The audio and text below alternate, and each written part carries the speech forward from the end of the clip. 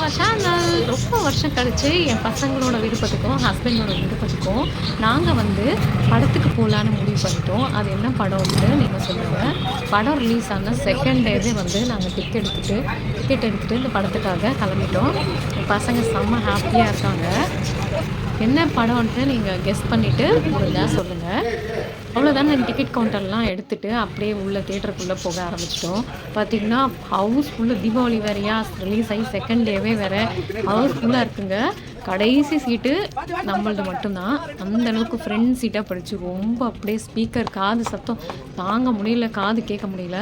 ஒரு வழியா நாங்க சீட்டு கண்டுபிடிச்சிட்டு உக்காந்துட்டோம். நல்லா எக்ஸைட்டடா இருந்துச்சு. ரொம்ப நாள் கழிச்சு படத்துக்குலாம் வந்திருக்கோம். இது என்ன படம்னு சொல்லிட்டு ரொம்ப ஒரு எதிர்பார்ப்போட போனோம். பட் நாங்க நெனச்சத விட வேற லெவல்ல இருந்துச்சுங்க. அதுதான் நம்ம ரீசன் படம். எனக்கு படம்லாம் அந்த அளவுக்கு வந்து விருப்பம் இருக்காது. இன்ட்ரெஸ்ட்டா பார்க்க மாட்டேன். பட் இத பார்த்துட்டு எனக்கு ரொம்பவே செம்ம ஹாப்பியா இருந்துச்சு. வருங்கால ஜெனரேஷனுக்கு வந்துட்டு கண்டிப்பா பசங்க எல்லாம் பார்க்கக்கூடிய விஷயங்கள்.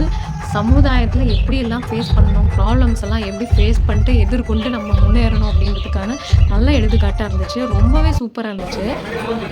அதோட பிரேக்ல வந்துட்டு பாப்கார்ன்லாம் வந்துட்டு ஜாலியா பாப்கார்ன்லாம் சாப்பிட்டு நல்லா சூப்பரா செம்மையா இருந்துச்சுங்க. படம் அதுக்குள்ள முடிஞ்சுச்சா? அதுக்குள்ள அப்படின்ற அளவுக்கு இருந்துச்சு. ரொம்ப ஆழமா, தெளிவா, கிளியரா ரொம்ப நல்லா பண்ணியிருக்காங்க. செம்மையா இருந்துச்சு. வேற மாதிரி பசங்க என்ன சொல்றாங்கன்னு கேளுங்க. படம் பார்த்துட்டு எப்படி இருந்துச்சுப்பா படம்?